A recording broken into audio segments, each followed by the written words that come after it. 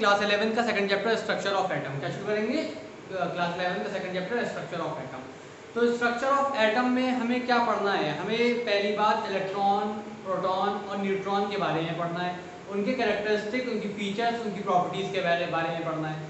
तो तीन fundamental quantity होती है, तीन फंडामेंटल पार्टिकल होते हैं। तीन फंडामेंटल क्या होते हैं? पार्टिकल्स होते हैं। तीन फंडामेंटल पार्टिकल कौन कौन से होते हैं स्ट्रक्चर ऑफ एटम में?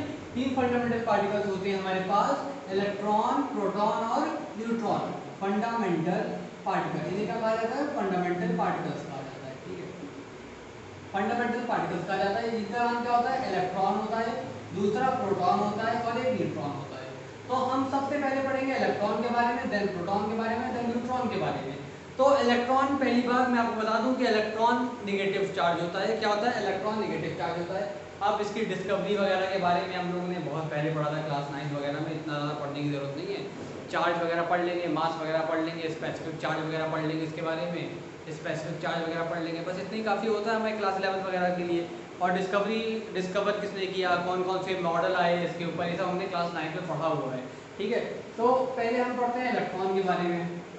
आइए, तो पहली बात, इलेक्ट्रॉन क्या होता है? इलेक्ट्रॉन जो है निगेटिव चार्ज होता है। क्या होता है? निगेटिव चार्ज होता है, पहली बात। ठीक है, निगेटिव चार्ज होता है। दूसरी बात ये है कि इसका चार्ज कितना होता है? अगर किसी ने आपसे पूछ लिया कि इलेक्ट्रॉन के ऊपर चार्ज कितना होता है, तो कितना होता है? -1.69 × 10⁻19 कोलम होता है। ठीक है, कोलम, जिसे हम C से डिनोट करते हैं। फिर अगर आपसे किसी ने पूछ दिया इसका मास कितना होता है, तो मास कितना होता है भाई? कितना होता है स्टूडेंट्स? मास कितना होता है? मास कितना होता है? 9.11 × 10⁻31 kg होता है। अब देखिए, एक नई प्रॉपर्टी होती है जिसे हम कहते हैं स्पेसिफिक चार्ज। स्पेसिफिक चार्ज क्या होता है? स्पेसिफिक चार्ज जो है, चार्ज रेशियो होता है, चार्ज और मास का रेशियो होता है। तो स्पेसिफिक चार्ज के बारे में अगर हम पढ़ेंगे, स्पेसिफिक चार्ज के बारे में, तो स्पेसिफिक चार्ज होता है हमारे पास, क्या होता है? चार्ज अपॉन मास होता है। अच्छा, मैं ये क्या है, कॉलम में एक यूनिट और होती है जिसे हम कहते हैं इलेक्ट्रोस्टैटिक यूनिट। इलेक्ट्रोस्टैटिक यूनिट या फिर इलेक्ट्रोस्टैटिक यूनिट जिसे हम लिखते हैं ESU। तो वो क्या होता है? वो होती है, मैं यहीं पे लिख दे रहा हूँ, इसके आगे यहाँ पे, वो यहाँ पे, ठीक है, यहीं पे लिख दे रहा हूँ, जो कि होती है 4.8 × 10⁻11 या फिर -10 ESU। ठीक है, 4.8 × 10⁻10 ESU। ठीक है, ESU इलेक्ट्रोस्टैटिक मास यूनिट। अगर मैं मास की बात करूं, अगर इसी मास को मुझे एटॉमिक मास ये केजी में, अगर मैं किस में डोनेट करना चाह रहा हूं, मैं आपको दिखाना चाह रहा हूं AMU में, एटॉमिक मास यूनिट में दिखाना चाह रहा हूं, तो इलेक्ट्रॉन का मास कितना आ जाता है? 0.0005485 AMU। AMU stand for atomic mass unit. ठीक है, तो हमने क्या पढ़ लिया? हमने चार्ज के नेगेटिव चार्ज होता है, चार्ज के बारे में पढ़ लिया, दोनों तरीके के, और मास के बारे में पढ़ लिया। अब हम पढ़ रहे हैं स्पेसिफिक चार्ज। स्पेसिफिक चार्ज क्या होता है? स्पेसिफिक चार्ज अपॉन मास होता है, जैसे कि मैंने आपको बताया, चार्ज अपॉन मास होता है। तो अब क्या करेंगे? इसका चार्ज रख देंगे, चार्ज कॉलम में रख देंगे, और मास को किस में रख देंगे? मास को केजी में रख देंगे। तो कितना आ जाएगा आपका? आप करके देख लीजिए, कितना आ जाएगा? 1.69 × 10⁻, चार्ज माइनस होता है, -19 कोलम अपॉन कितना? 9.11 × 10⁻31 kg। तो कितना आ जाएगा? इसको डिवाइड करके देखिएगा, इसका आंसर आएगा आपका 1.76 ×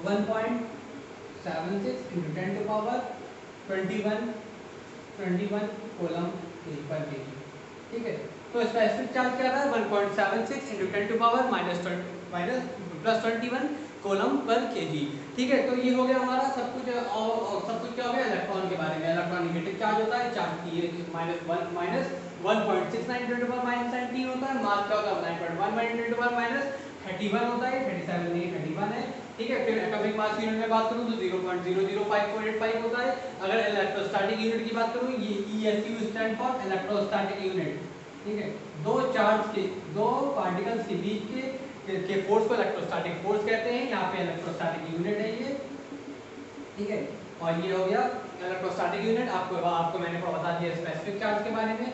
आइए इसके बारे में पढ़ते हैं। इसी में ही होता है एक चीज होती है डायनेमिक मास। क्या होता है? इलेक्ट्रॉन में ही एक चीज होती है डायनेमिक मास। तो डायनेमिक मास क्या होता है? जब इलेक्ट्रॉन का पार्टिकल क्या कर रहा होगा? मूव कर रहा होगा। इलेक्ट्रॉन का पार्टिकल क्या कर रहा होगा? मूव कर रहा होगा। एक मास होगा जब इलेक्ट्रॉन का पार्टिकल रेस्ट कंडीशन में, और एक मास होगा जब इलेक्ट्रॉन का। डायनेमिक से आप क्या समझ में आता है? जब कोई चीज मोशन में, कोई चीज मूवमेंट में होगी तो उसे क्या बोलेंगे? डायनेमिक मास बोलेंगे। ठीक है, तो हम यहाँ पे आपको मास के बारे में बड़ा बता देते हैं। डायनेमिक मास, इसका एक छोटा सा फॉर्मूला होता है, उसके ऊपर एक क्वेश्चन कर लेंगे, आपको समझ में आ जाएगा। डायनेमिक मास, ठीक है। तो डायनेमिक मास, कभी कोई पार्टिकल क्या कर रहा होगा? मूव कर रहा होगा, तो उस वक्त उसका, उस पार्टिकल का मास कितना। फॉर्मूला था हमारे पास डायनेमिक मास का, जिसे हम कहते थे m से डिनोट करते थे डायनेमिक मास को, m नॉट से, जो कि किसके बराबर होता था? m upon under root 1 minus v upon c का whole square, v upon c का होल स्क्वायर, ये होता था। ठीक है, ये हमारे पास क्या होता था? डायनेमिक मास का फॉर्मूला होता था। अब इसमें आप कंफ्यूज होंगे कि ये m क्या है, ये वाला m कौन सा है, ये v क्या है, c क्या है, तो हम आपको ये सब क्लियर बता देते हैं। ठीक है, पहले इसे रफ कर दें, पहले इस तरफ का स्पेसिफिक चार्ज में रफ कर दे रहा हूँ। तो क्या है डायनेमिक मास? बताइए क्या है? m नॉट क्या डोनेट कर रहा है? m not dynamic mass donate कर रहा है। ठीक है, m से रेस्ट कंडीशन वाला मास है, रेस्ट मास। ठीक है, v क्या है? वेलोसिटी ऑफ पार्टिकल है।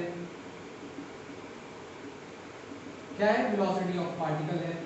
ठीक है, और c क्या है आपके पास? c है स्पीड ऑफ लाइट है। ठीक है, तो इससे आपका डायनेमिक मास आ जाएगा। ठीक है, तो आइए इसके ऊपर एक क्वेश्चन कर लेते हैं। हम डायनेमिक मास के ऊपर एक क्वेश्चन कर लेते हैं, उससे हमें पता चल जाएगा। डायनेमिक मास से क्वेश्चन कर लेते हैं, उससे आपको कॉन्सेप्ट समझ में आ जाएगा और कैसे फॉर्मूला यूज करना है वो भी समझ में आ जाएगा।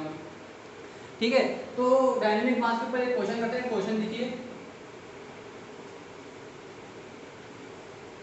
क्वेश्चन ये है हमारे पास। क्वेश्चन है कि फाइंड डायनेमिक मास। क्वेश्चन है हमारे पास, find dynamic mass, find dynamic mass of an electron moving जो कि क्या कर रहा है? मूव कर रहा है with half velocity of light। ठीक है, तो क्या है? अब देखिए, अब क्या करना है इसमें? अब देखिए क्या कह रहा है, जो कि किससे मूव कर रहा है? Half velocity of light. Speed of light से क्या कर रहा है? हाफ वेलोसिटी है उसकी, मतलब आधी वेलोसिटी है। तो v क्या आ गया? v हमारा सीधा सीधा आ गया 1/2c। ठीक है, सॉल्यूशन है क्या है? v आ गया हमारे पास, पार्टिकल की वेलोसिटी क्या आ गई? 1/2c आ गई। इसको हम फॉर्मूले में क्या कर देंगे? पुट कर देंगे। m नॉट क्या होता है? m को m रहने दीजिए, आप m को m रहने दीजिए। ठीक है, फिर आपका क्या है? Upon under root 1 minus v क्या है हमारे पास? बताइए, v वेलोसिटी 1/2c दी हुई है, 1/2c दी हुई है हमारे पास, अपॉन c इसका होल स्क्वायर। ठीक है, तो क्या आ गया? m अपॉन क्या आ गया? 1 माइनस, यहाँ से क्या आ गया बताइए? c से c कट गया, तो 1/2 का होल स्क्वायर आ गया यहाँ पे, अंडर रूट आ गया, तो m अपॉन क्या आ गया? Under root 1 minus 1/4। ठीक है, तो यहाँ से क्या आया हमारे पास? m is equal to under root 3/4। तो हम इसको क्या क्या लिख सकते हैं? Under root 3 upon under root 4 लिख सकते हैं। m upon under root 3 upon under root 4 लिख सकते हैं। ठीक है, ये क्या आ जाएगा यहाँ पे? Under root 4 m upon under root 3 आ जाएगा, जिसको हम क्या लिख सकते हैं? 2m upon under root 3। ठीक है, ये हमारा आंसर आ गया, ये हमारा डायनेमिक मास आ गया। ठीक है, क्लियर हो गई बात? आपको बात समझ में आ गई? क्लियर बिल्कुल? ठीक है, चलिए आगे चलते हैं। आगे क्या है? प्रोटॉन के बारे में पढ़ना है। मैं आपको डायनेमिक मास क्लियर हो गया, डायनेमिक मास को कैसे यूज करना है आपको ये समझ में आ गया। आइए प्रोटॉन के बारे में पढ़ते हैं।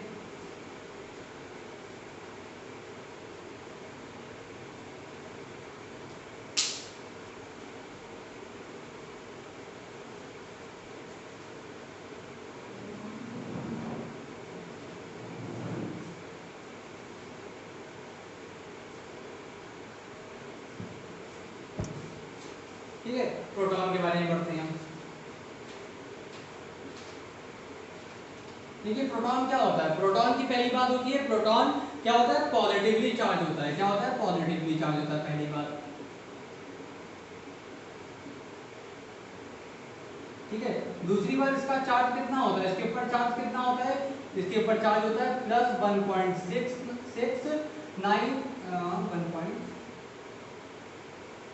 Plus 1.6 into 10 to power minus 19 coulomb. अब इसका मास क्या होता है बताइए, इसका मास कितना होता है, प्रोटॉन का मास कितना होता है, mass is equal to 1.67 into 10 to power minus 27 kg होता है। अगर मैं इसको ग्राम में बात करूं तो 1.67 इंटू 10 टू पावर माइनस 24 ग्राम होता है। ठीक है, आपको चार्ज आ गया, मास आ गया। स्पेसिफिक चार्ज की बात करूं तो स्पेसिफिक चार्ज का फॉर्मूला सेम ही रहता है, जो कि क्या रहता है, चार्ज अपॉन मास रहता है। स्पेसिफिक चार्ज की बात करूं मैं तो स्पेसिफिक चार्ज देखिए होता है, क्या होता है, चार्ज अपॉन मास होता है। हमारे पास चार्ज क्या दिया हुआ है, चार्ज हमारे पास दिया हुआ है 1.6 into 10 to power minus 19 upon 1.67 into 10 to power minus 27। ठीक है, हमें क्या किस में लेना है, केजी में लेना है। तो स्पेसिफिक चार्ज कितना आ गया बताइए, स्पेसिफिक चार्ज आ जाता है 9.5 इंटू 10 टू पावर, कितना आया 9.5 इंटू 10 टू पावर 7 कोलम पर केजी आ गया आपका। ठीक है, स्पेसिफिक चार्ज आपने पढ़ लिया। आइए फिर इसके आगे एक दूसरा फंडामेंटल पार्टिकल पढ़ते हैं जिसका नाम होता है न्यूट्रॉन। ठीक है, इसे राइट लिख लीजिए। तीसरा फंडामेंटल पार्टिकल होता है जिसका नाम होता है न्यूट्रॉन। रफ कर देते हैं।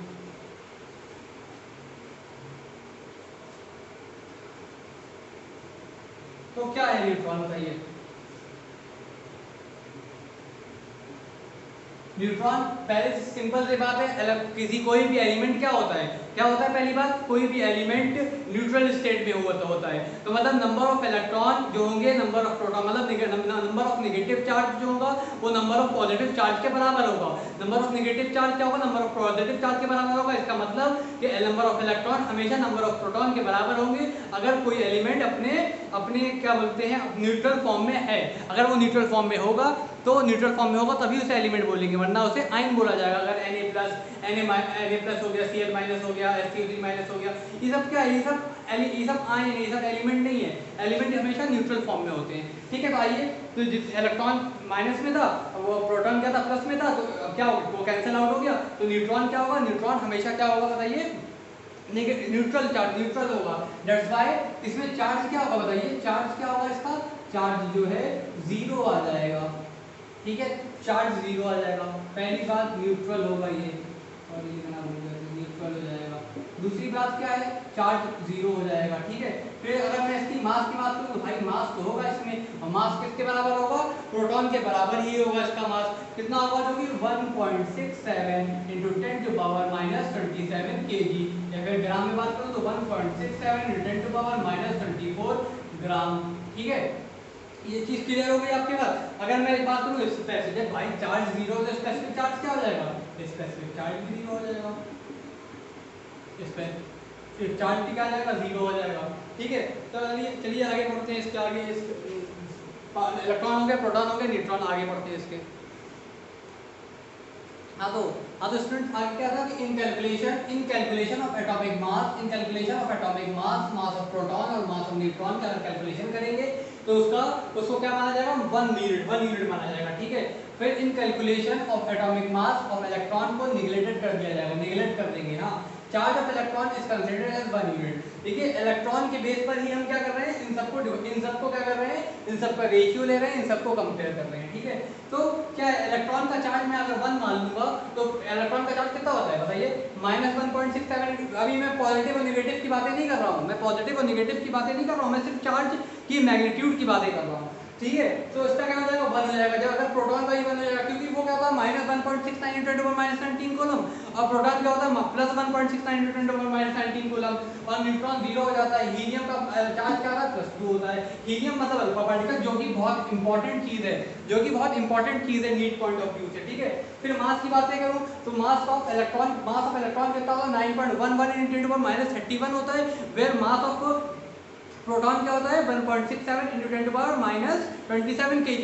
तो इसके हिसाब से क्या आ जाएगा, 1/1837। ठीक है, अगर मास ऑफ प्रोटॉन की बात करूं ठीक है। मास ऑफ प्रोटॉन की बात करूं तो क्या आ जाएगा, 1 आ जाएगा। मास ऑफ न्यूट्रॉन की बात करूं तो 1 आ जाएगा। ठीक है। हमने हीलियम की बात करूं मास की तो 4 आ जाएगा। स्पेसिफिक चार्ज की बात करूं तो इलेक्ट्रॉन का 1.1837 आ जाता है, क्योंकि रेशियो निकाल के देख लीजिएगा आप लोग। प्रोटॉन का 1 आ जाता है, न्यूट्रॉन का 0 आ जाता है और हीलियम का 1/2 आ जाता है। अगर मैं इसके इसके कौन क्या किसका स्पेसिफिक चार्ज बड़ा है, किसका स्पेसिफिक चार्ज छोटे की बात करूं तो सबसे ज्यादा स्पेसिफिक चार्ज किसका ज्यादा है। अगर मैं स्पेसिफिक चार्ज की बात करूं तो सबसे ज्यादा स्पेसिफिक चार्ज इलेक्ट्रॉन का होता है, देन प्रोटॉन का होता है, देन किसका होता है बताइए, देन अल्फा पार्टिकल्स का होगा, और उसके बाद न्यूट्रॉन आता है आपका। ठीक है, न्यूट्रॉन आता है। तो अब ये बात समझ लीजिएगा, ये बहुत ज्यादा इंपॉर्टेंट है, स्पेसिफिक चार्ज बहुत ज्यादा इंपॉर्टेंट है। इसका रेशियो अक्सर पूछ लिया जाता है, इसका रेशियो अक्सर पूछा जाता है, और ये टेबल अपने दिमाग में बैठा लीजिए, काफी यूजफुल टेबल है, काफी यूज आएगा होगा इसका। चलिए ठीक है, आगे बढ़ते हैं।